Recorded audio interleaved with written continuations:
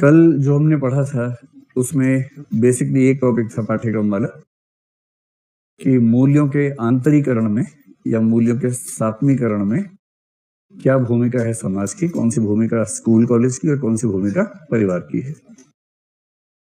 तो कल पहला प्रश्न था जो मैंने आपको लिखवाया नहीं। आप लोग इस स्थिति में है कि सिर्फ पॉइंट्स लिख पाएंगे, और वैसे कल आपको जो नोट्स मिले हैं उसमें भी उसका आंसर लिखा ही हुआ है, लेकिन फिर भी जहां भी आपको ऐसा लगे ना कि नहीं लिख पाएंगे, क्योंकि एथिक्स की क्लास थोड़ी सी लेट होती है बाकी सेगमेंट से, तो हम ये मान के चलते हैं कि इस समय तक थोड़ा सा लिखने की क्षमता आपकी विकसित हो चुकी होती है। पहला टॉपिक करीब 7 या 8 दिन का होता है, 3 दिन हो चुके हैं, 4 दिन में हो जाएगा। उस दिन मैं आपको एक लिस्ट दूंगा जो मेरे पास भी है, उसमें IAS, UP, MP, RAS इन सब में आज तक जितने प्रश्न आए हैं उस टॉपिक से वो लिस्ट होगी। फिर हम क्या करेंगे, एक दिन लगाएंगे उन सारे प्रश्नों की रूपरेखा बनाने में। उनमें से जो प्रश्न आपको मुश्किल लगेगा मैं लिखवा दूंगा, और जो आप सोचेंगे कि हाँ आसान है उसे छोड़ते हुए आगे बढ़ेंगे। ये ठीक तरीका है। अगर आप चाहें कि मैं हर चीज लिखवाऊं तो मैं कर सकता हूं, पर उसमें फिर ये पेपर सब्जेक्टिविटी का पेपर है, समझदारी वाला है। अगर आप सारा कंसेप्ट समझेंगे तो लिख लेंगे अपने आप, और अगर लिखना ही चाहते हैं तो फिर वो तो है ही तरीका, आसान तरीका। तो क्या है जनता की राय, जन की बात, मन की बात। अच्छा चलिए एक दो टॉपिक्स करते हैं, फिर आप बताइएगा। मैं बीच से पूछूंगा कि ये वाला आप लिख पाएंगे कि नहीं, जैसे ही आप कहेंगे दिक्कत है उसका लिखवाता चलूंगा, ठीक है। तो कल कहाँ पहुंचे थे लास्ट में? आचरण। हाँ भाई बोलो, कौन कह रहा है? हाँ उठ के बोलो, उठ के बोलो, हाँ उठ के बोलो ना जोर से। हाँ, मूल्यों के आधार पर व्यक्ति के बाहरी पक्ष की गणना कर सकते हैं।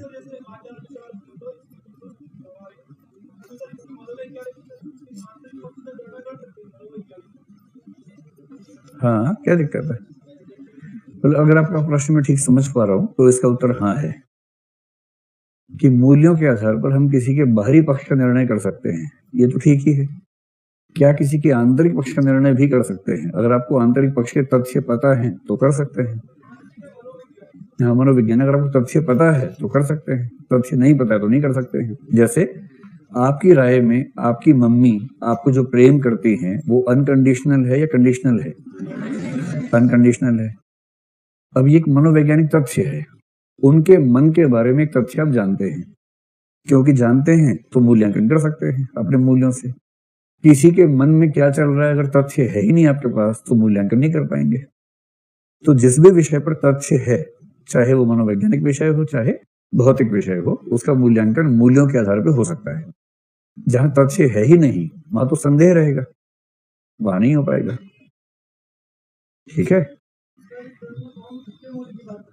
ये पहले मुझे भी कंफ्यूजन हुआ था। इनका जो प्रश्न है उसका भाव ये है कि अपने मूल्यों के आधार पर दूसरों का मूल्यांकन, और दूसरों के मूल्यों के मूल्यांकन की बात नहीं कर रहे, अपने मूल्यों के बेस पर दूसरों के मूल्यांकन की बात कर रहे हैं। और यही होता ही है, हम अपने मूल्यों से दूसरों का मूल्यांकन करते हैं।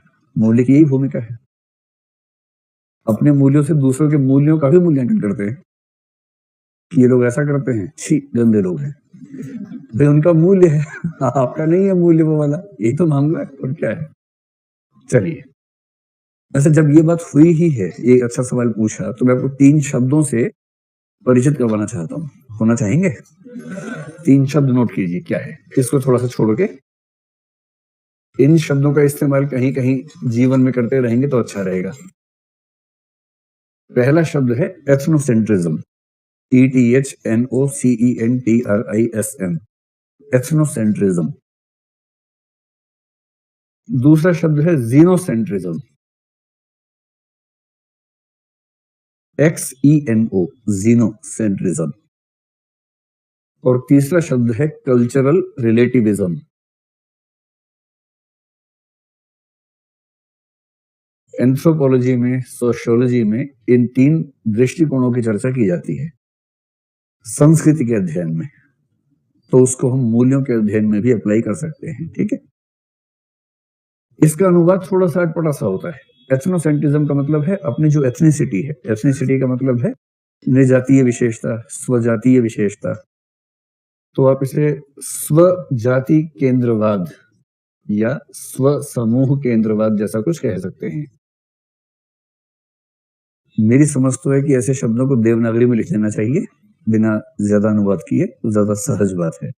तब भी जीनोसेंट्रिज्म इसका उल्टा होता है, पर जाति केंद्रवाद। प्रजाति मत कर देना, पर जाति यानी दूसरी जाति, दूसरा समूह। और कल्चरल रिलेटिविज्म का मतलब होता है सांस्कृतिक सापेक्षवाद। ये तीसरे वाला शब्द हिंदी में प्रचलित है।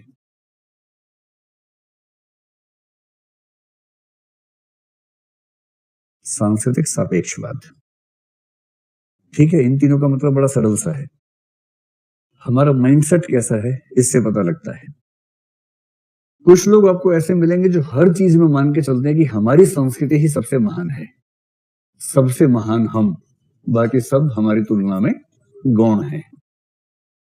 जो ये मान के चले कि मेरी संस्कृति, मेरे समूह की आदतें, हमारे त्योहार, हमारे मूल्य, हमारा धर्म, हमारा दर्शन, हमारी भाषा सबसे महान है, और बाकी सब तो ऐसे ही है, टुच्चे लोग हैं बाकी सब तो, असली तो हम हैं। जिसका दिमाग ऐसा चले उसको बोलेंगे कि एथनोसेंट्रिक आदमी है। आमतौर पर पॉलिटिक्स में जो दक्षिणपंथी होते हैं वो सारे इस कैटेगरी के लोग होते हैं। तो यदि आपको भी लगता हो कि हमारी कल्चर में जो है वो महान इसीलिए है कि हमारी कल्चर में है, और बाकी कल्चर में जो कुछ भी हो वो टुच्चा है क्योंकि उनकी कल्चर में है, तो आप भी या मैं भी इस माइंडसेट के लोग कहलाएंगे। ऐसे लोगों की संख्या हमारे देश में कम है या काफी ज्यादा है?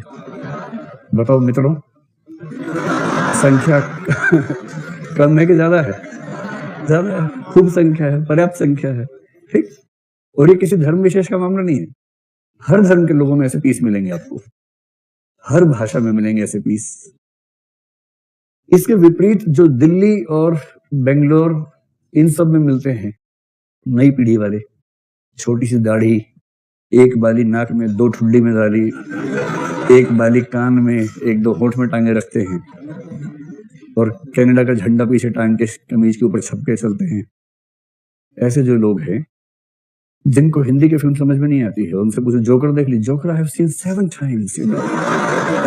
ऐसे वाले मेरे आसपास भी ऐसे पीस हैं 2-4। उनसे बोलो कि हिंदी की फिल्म देखोगे तो ऐसे ऐसा मुंह बनाते कि जैसे हिंदी पता नहीं क्या चीज है। शर्म आती है उन लोगों को। जो कुछ भी विदेशी है, विदेशी मतलब भूटान का नहीं, पाकिस्तान का नहीं, अमेरिका, पश्चिमी यूरोप, ऑस्ट्रेलिया, उनके लिए ऑस्ट्रेलिया भी पश्चिम में है। उनको हर पश्चिमी चीज पसंद है। उनको ऑस्ट्रेलिया, जो देश अच्छे हैं वो पश्चिम में ही मानते हैं वो लोग कि ऑस्ट्रेलिया पश्चिम में ही माना जाएगा। सिंगापुर भी पश्चिम में ही मानते हैं वो लोग कि वो पश्चिम से ही है, क्योंकि वो कल्चर पसंद है।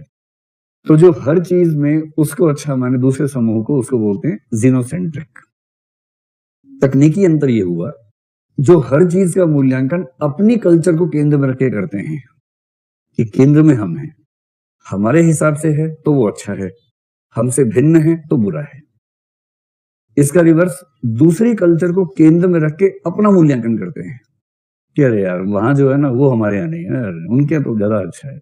इंग्लिश देखो भाषा, क्या भाषा है यार, देखो